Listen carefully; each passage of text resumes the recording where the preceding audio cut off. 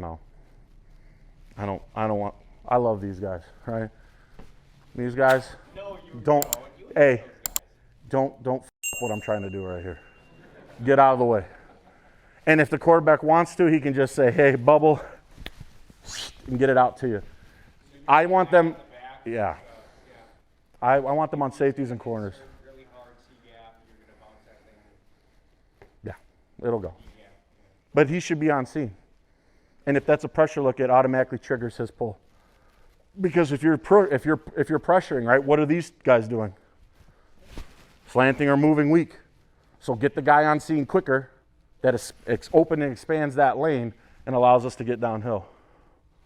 Do you see it at your level where the corner is maybe the less aggressive cat? No. These corners want to get big and busy with us. They want to. But here's the thing, and I play it like, so with us, there's an old Marshawn Lynch YouTube video about how he talks about Seattle. He's just running through a face over and over and over and over. And if your defensive coordinator is going to keep telling you to go up against 300 pounds, at some point, either you're going to break or you're going to stop. Right? Either I'm going to physically laminate you out of the play, or next time I come through, you're just going to let me get it. And that's, if you're pulling with that mentality over and over and over and over and run through him, that kid's paid to cover. He ain't paid to tackle. So I want to hit him. Hit him hard every time.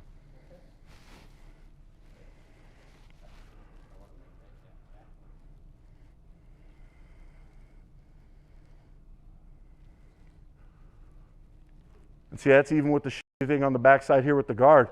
So they're trying to reach it, and he's off because these two are what they're called, we call a swap here. And his angle should be here to this cat. Because if they pop it, he should be able to work his way up and transfer. But we get the two onto where we're out. Now you get the center or tackle to finish. Again, big play. Now you see the tackle pulling out, getting on scene.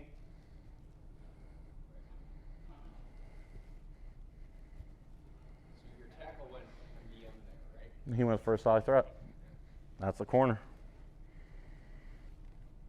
Right, so you got the down, because some of these cats want to get in there now. So yeah, that's fine. Cool beans.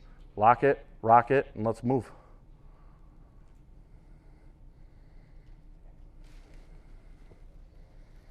So now we also have the blessing of being a 12 personnel team, right? So we've got two really good ones, and this is where I tell them, you ever get three backers in the box, you take the pair to two, and we'll pull for these. It gives us the numbers, right? So for us, when we sit in there, we're still getting guys out. We're still making it shake. Now we're just adding the U, moving counts back, right? This is the you can get realistically. 1 high, 8 right there. But as long, and this is where we start playing the game. It can be a me-you between these two. Now you'll see us run more of this, where now we'll reach with the 3, tackle will pop the strong safety, center still coming around. Absolutely. I'm not running New York on this. I got numbers. Now, game plan, we've told them that we can get, like, I shouldn't say we don't do New York. We can convert this into our wide zone, but boss it. I don't like it.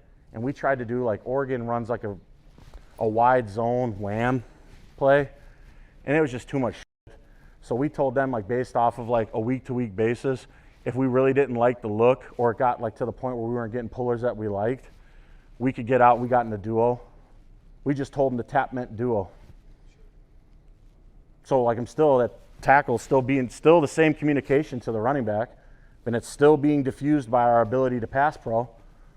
So now you're sitting there seeing the tap. Now we're not running pin pull, but now I can get this into anything else I want it. When you tap, is that being communicated by the tight end across the wrestling line? That's what that's what a New York call does. Yep.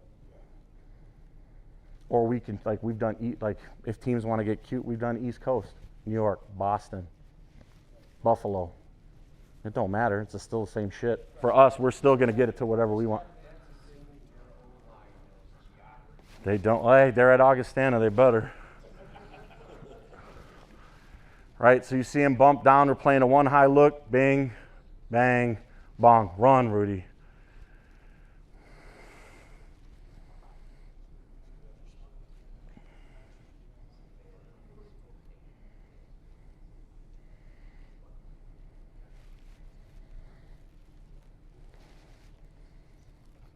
So here we go again, pulling out for 2. Should have kept it outside, would have scored.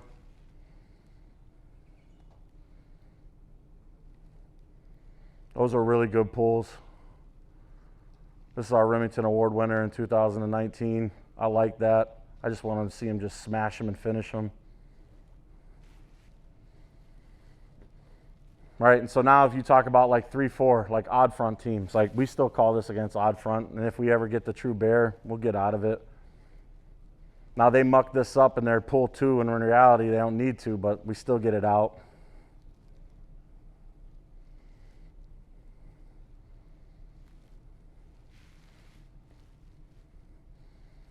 Which is goofy, is how this worked out, I'll never know. But you still got the 2 sorting out.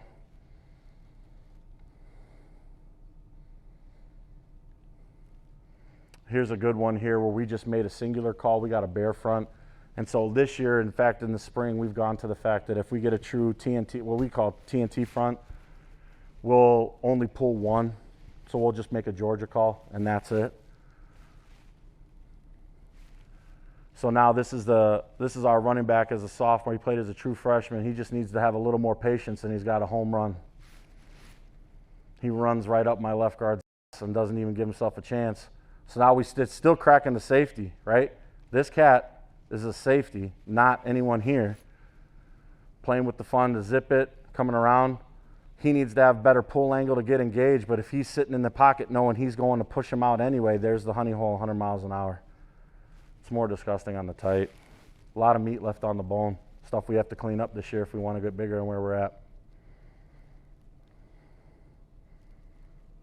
Like, just go, buddy.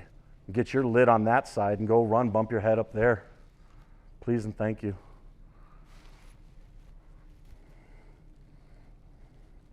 So we can also do this out of our up tempo. We operate in a stoplight. So we've got red for regular. We never really huddle unless we're in a milk situation. Yellow means we'll just operate in fastballs, right? So we'll have one-word calls and one signal that illuminates the entire play. Right, so the kids come up, we can play with tempo, so we're going to mess with that defensive coordinator's flow of the game. If he's got a flow for the personnel, we can get into our one-word offense, which means everything. Like they could come up right now, and if they hear Terry is tray left, or tray to the field, pin pull to the field. Everyone knows that, Terry. And we just give them the signal, we're out and going about, and it doesn't matter. And if they come up quick and the defense ain't set, is it in the parameters of who can pull? Is it defined? If it's not, what do? Get in New York, go to wide zone, and we move on. So here's probably one of the, yes, what happens when you guys dick it up? Get out of there. Because that's who he should have had. This one's old, and that's why I put it on there. So then, odd front right, so these 2 are pulling around the horn. He should be going here, he should be going for the invert, and then that slot receiver should be smacking the safety. They're jumboing this. They should be getting wide to here. But now that wide receiver, so now he freaks out and then block a soul. You might have said it, so I apologize if you did. If your center is better puller than your left guard in this situation, will you just down pull? Yeah, when he's fully covered, though, that's where we make this, because there's a high propensity for them to move. When he's truly covered, we'll just typically, if they can't get them both out, we'll pull 1, right? But we've started messing with this spring of making 2 guards pull when we see 0 and like a bear front. Because I still want to get the advantage, but I'm telling him to pull to go to there. I'm not asking him to pull to go strong, because I should have the numbers if I have a 7-man box and I still have hangers, right? The beauty of this play and why I like it so much is it accounts for the plus player, because we're always cutting the defensive end.